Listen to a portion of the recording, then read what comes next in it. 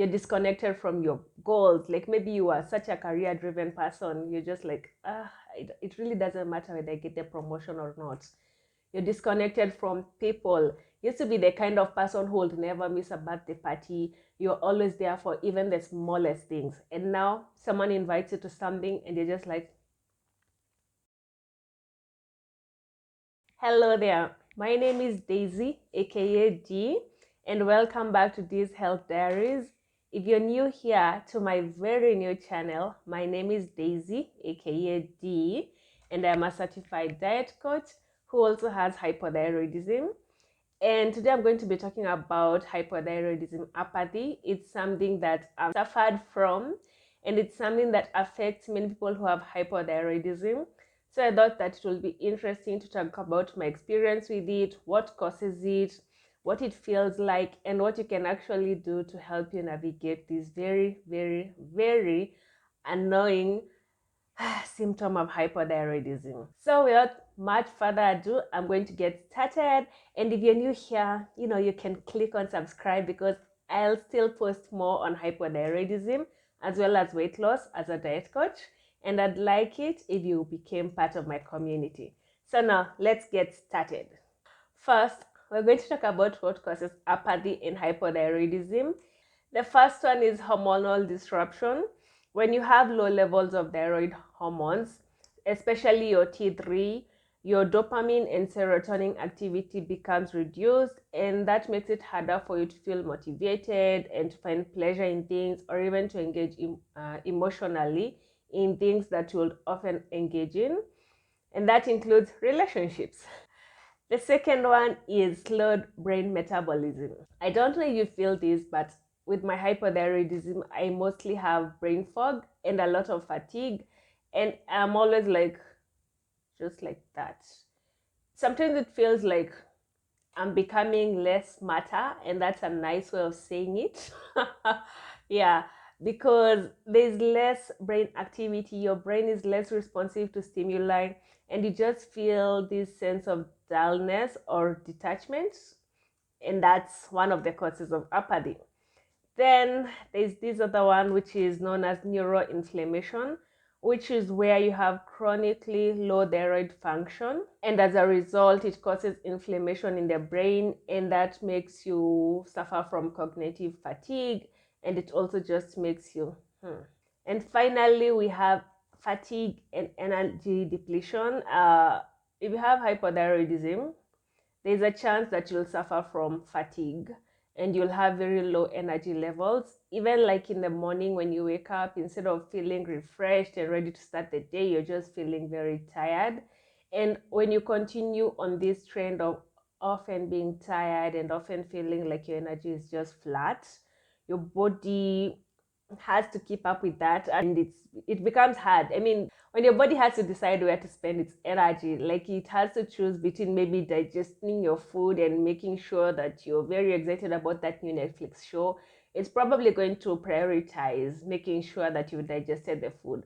So when you're constantly running low on energy, some things suffer, and unfortunately that also includes your emotional engagement. So now let's talk about what hypothyroidism apathy feels like. And in this case, I'm also going to add some nuances based on my experience, because when I decided to talk about this, it was because I've dealt with it for such a long time, and it's so hard to explain to anyone else how I'm feeling, because when you try to explain it to someone, they think that you're depressed, and they start telling you things like, you remember when that thing happened to you? I think you need to go to therapy because I think that's what's causing it. And you try to explain it to them. It's not something that's mental. It's not that I'm not okay mentally. It's because I'm dealing with something that's very different. It's something that has to do with my body. It's not really my mind. As much as, yes, it's my mind, but it's not really coming from my mind. It's not because I'm dealing with something that's depressing. The depression or the apathy, it's just coming from the hypothyroidism, but it's very hard for someone to understand it if they don't deal with the condition. So what does it feel like? First, you feel emotionally numb. I'm not saying this is going to be for everyone, but for many people, you just feel you're just disconnected from things that you used to care about. You're disconnected from your goals. Like maybe you are such a career driven person, you're just like, it really doesn't matter whether I get the promotion or not. You're disconnected from people. You used to be the kind of person who would never miss a birthday party. You're always there for even the smallest things. And now someone invites you to something and you're just like, I mean, you don't even care about your hobbies anymore. Like the things that you used to do, they're just things that you used to do. For example, I used to be someone who often used to cycle, and now my bike got a puncture, and I've been telling myself that I'm going to fix it for maybe 2 months, and I'm still yet to get to that because it's like, yes, there's a part of me that wants to go cycling because that's something that I used to enjoy and I still do enjoy, but it's just like with just one hurdle, like with one hurdle separating me, barring me from what I want to do, it's just like too much work. I'm just like, and then another thing that you might feel low motivation, so that everything, now it will tie back to what I said about cycling. Things just feel pointless or overwhelming even when they're important to you. For example, maybe you like baking, because I know that I like baking, and I have some oranges in the kitchen right now, which I was thinking of turning into an orange cake.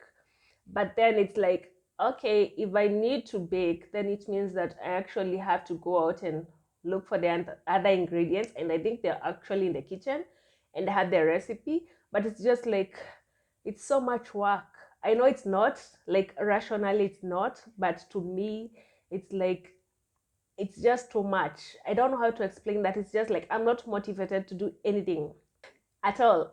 Like, yeah, I'm just not motivated. It's just another another symptom is that you just feel flat. I think this is the best way to explain it, because it's just like sometimes when I'm writing in my journal, I'll just write, I just feel like a bleh or meh.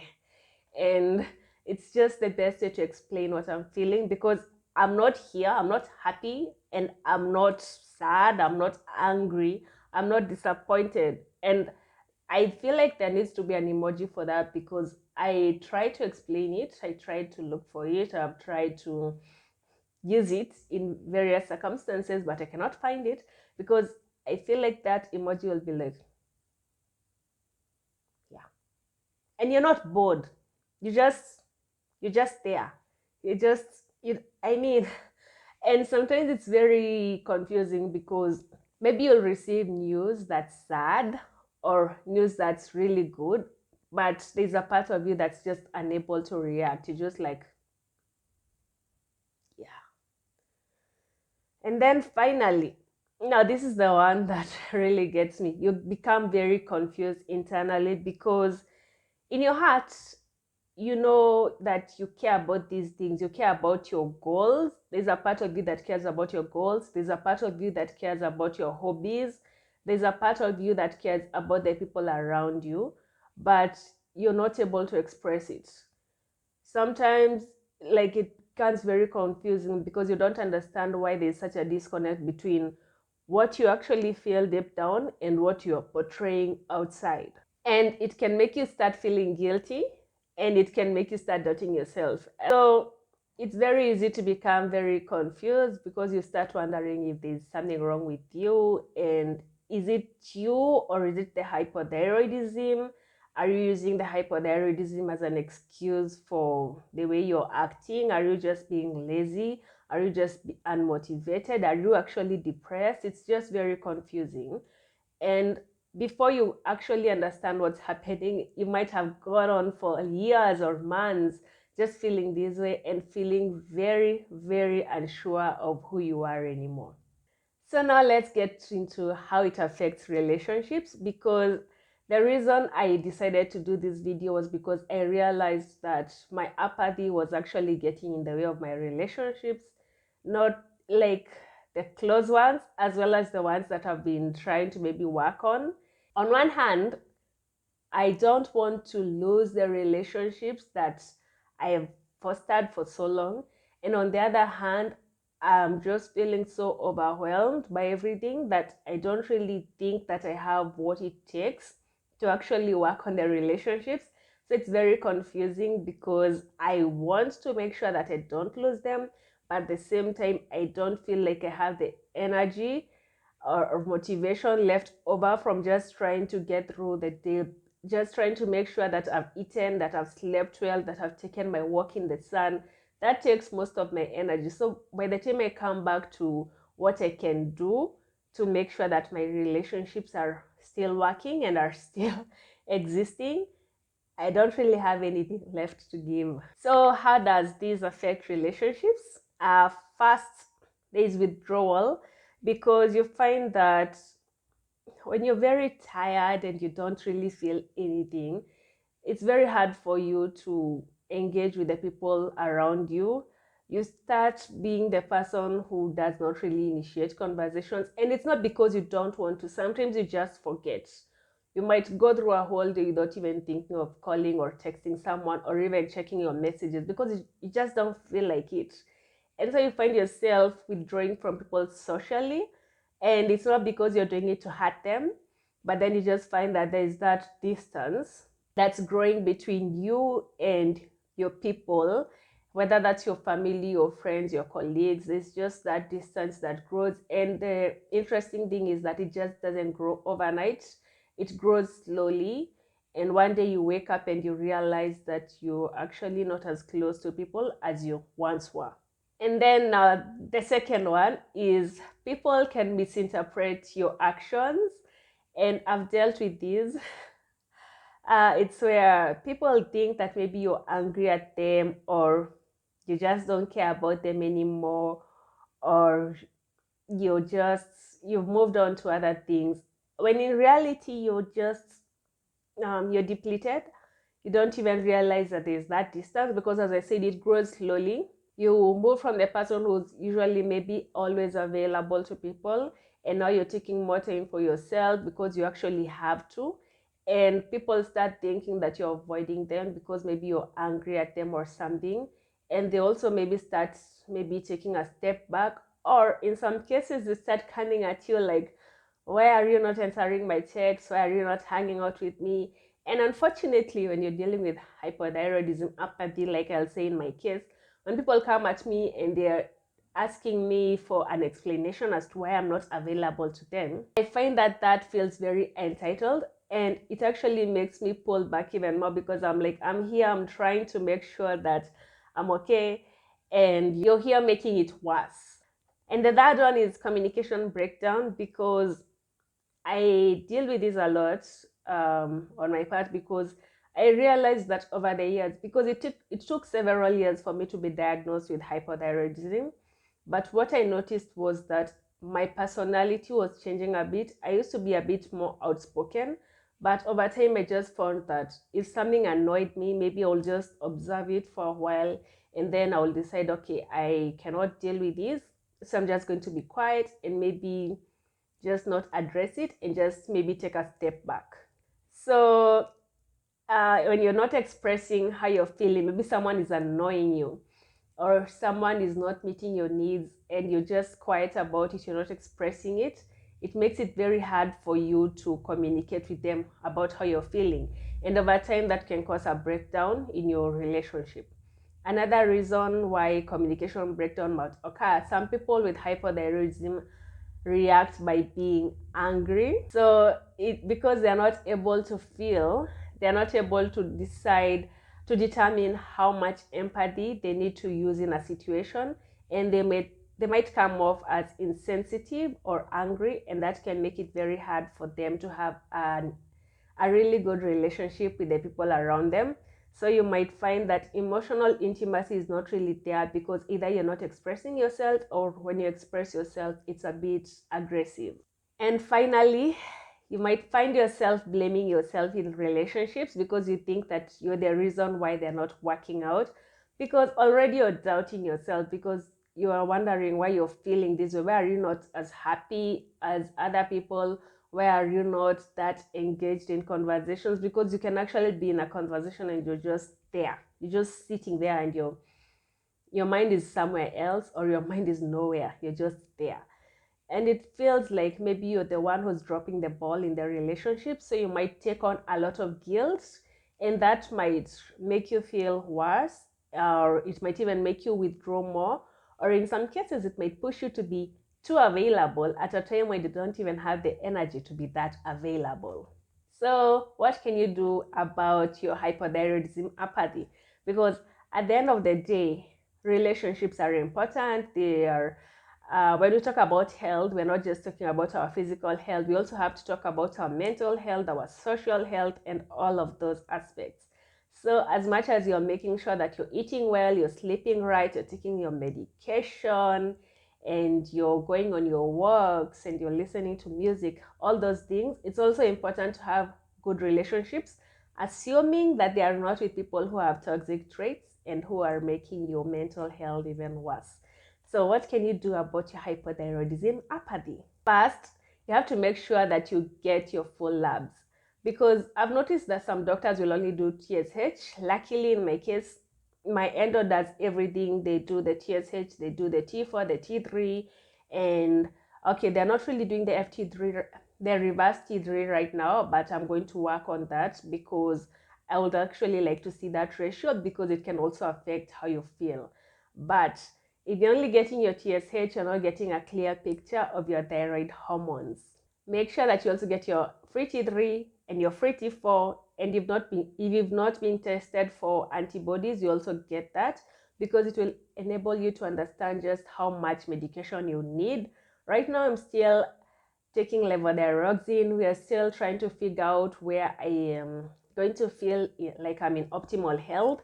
Right now, I'm on 50 micrograms, and I can say that I still don't feel okay. In fact, I feel like my apathy got even worse on this medication, but that's just something for another day. Now, the second one is going to relate to the first one. Once you have your labs, you also have to make sure that you optimize your treatment, because you don't want to be taking a dose that's too high or too low. You just want the dose that's perfect for you.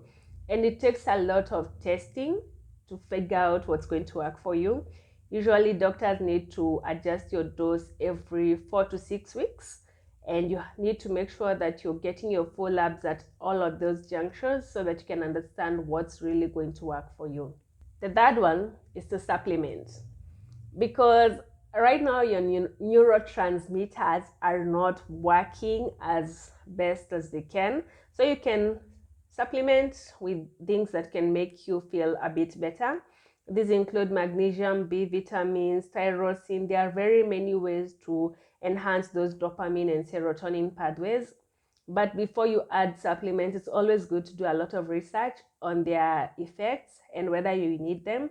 Usually it's better to start by doing a test to figure out if you have any deficiencies before you start supplementing, because even when you're just taking water soluble vitamins, you can still take too much. But you need to communicate with the people around you, because if they don't understand what's happening with you, it's going to be very hard for them to understand why you're pulling away or why you're not engaging with them. It's going to be very hard for them, and sometimes they just might think that you're not interested in them, when the reality is that you're dealing with something that's a bit more nuanced. So sometimes if you tell people that you're just feeling apathetic, they might think that you're depressed. So the best thing is to tell them that I'm going through hypothyroidism. I'm suffering from hypothyroidism, and I'm feeling apathetic, and that's one of the symptoms. And apathy feels like this, so that when I act like this, it doesn't mean that I'm feeling some type of way towards you. It's because that I'm dealing with something that's related to my hypothyroidism. They might not understand what you mean when you say that you're apathetic, but just let them know that apathy is a result of hypothyroidism, and it's not a reflection of how you feel about them. That can help. I've done that with my friends, my close friends, the ones who I feel comfortable telling. I've also done that with my family, so that when they see that there's a day that I don't really feel like engaging, they understand that it's not about them, it's about what I'm going through. And one day the medication will be right and everything will be back to normal. Yeah. And then now there's another thing that you can do, which is seek therapy. Like I said, apathy does not mean that you're depressed, but sometimes you might be dealing with hypothyroidism apathy as well as something else, and that might make it very hard for you to deal with the effects of your apathy, especially if you find that you're so apathetic that you're not able to empathize with others, and that you feel that you're maybe a bit more hostile towards people, or you just don't care, like at all, you just don't care. In those cases, it's best to work with a therapist. They can help you rebuild those pathways, that emotional bandwidth, so that you're able to relate to other people easier, and you're able to understand where they're coming from. Because at the end of the day, as much as we are dealing with hypothyroidism, apathy, people are dealing with other issues, and they also need emotional support just as much as we do. And it's going to be very hard for them to understand why you're not there for them. They don't even understand the reason why. I'm not saying that you need to go out there and be the emotional rock for everyone. It's just better if you're just honest about how you're feeling, and then find ways to work on yourself so that you're able to give something to the people around you. Just something, whether it's a drop of water from your full glass or just something. It's always nice to give something, just something small, but just make sure that it's not uh, taking precedence over your own well-being. Finally, there's the gentle support that you can give to yourself. This is something that I really invest in. In fact, in my day, if I've slept well and I've eaten nutritious food and I've gone out for a walk in the sun, that counts as a successful day, because it's a day that I've taken care of myself. But I understand that the gentle support that everyone needs is going to be very different, because we're all very different. We have different schedules, we have different responsibilities, and it's always nice to choose something that works for you. Examples of things that you can do include movement, whether that's exercise or taking those 10,000 steps that everyone is always talking about, or going out in the sun and feeling the sunlight on your skin, or listening to good music, watching a nice show on Netflix, reading a good book, or even just napping. Whatever feels nice to you, whatever makes you feel seen and heard and supported and comforted, that's really important at this time. Because when you're feeling comfortable emotionally, it's much easier for you to be there for other people. You find that when you're giving to yourself over and over and over, you find that you have something left to give other people. Even if you're already depleted, you'll find that you're a bit happier. For example, when I wake up and I take my walk and I drink my smoothie, I feel, oh wow, I have something left to give. And maybe I'll reply to one text. And that's a big thing. So, dealing with hypothyroidism, apathy, can be very difficult, but it's not the end of your relationships. It's just important to understand how it's affecting you and how it might be affecting the people around you. And from that, you can come up with a strategy that can help you do something extra, that can help you be part of those relationships without destroying your own mental health. And if you're interested in gentle movement and gentle nutrition, I have a program called Better in 90. And that's just about small and sustainable and practical changes that you can make to start feeling better in 90 days. And when you're giving to yourself, like I said, it's going to be much easier for you to have something left over to give to other people. If you've dealt with hypothyroidism, apathy, I'd like to hear your experience. I'd like to know how you dealt with it, how it's affected you and your relationships, and whether you've tried any of these tips. Thank you so much for being part of this vlog. I also have many others on hypothyroidism, including my own story and my liver support protocols. And I'm also going to be posting another one on adrenal protocols, because I'm about to finish that one. I've been following Dr. Isabella Wentz, and right now I'm about to start her gut protocols. I think that's what I'm mostly excited about. And I'll be sure to keep you posted on how it's going, and I'll be sure to post more hypothyroidism related content, as well as weight loss content for anyone who's interested in sustainable weight loss strategies. That said, thank you so much. And if you like this video, leave a like, hit that like button, hit that subscribe so that you never miss any of my videos. Until next time, goodbye.